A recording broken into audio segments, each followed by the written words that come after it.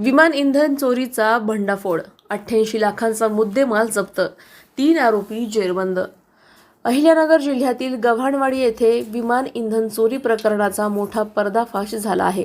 स्थानिक गुन्हे शाखेच्या पथकाने गुप्त माहितीच्या आधारे छापा टाकत इंडियन ऑइल कंपनीच्या टँकरमधून ATF म्हणजेच विमान इंधन चोरी करून साठवणूक व काळाबाजार करणाऱ्या टोळीचा भंडाफोड केला आहे. या कारवाईत 3 आरोपींना ताब्यात घेण्यात आले असून त्यांच्याकडून तब्बल 88,58,770 रुपयांचा मुद्देमाल जप्त करण्यात आला आहे.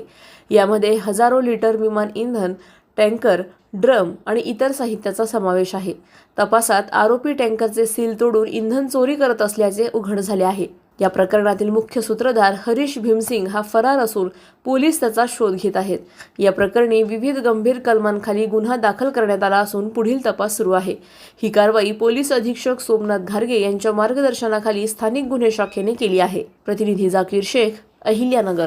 अधिक माहितीसाठी स्टार इंडिया 1 न्यूज पाहत रहा. चॅनलला सबस्क्राईब करा आणि अशाच अपडेट्ससाठी बेल आयकॉन दाबा.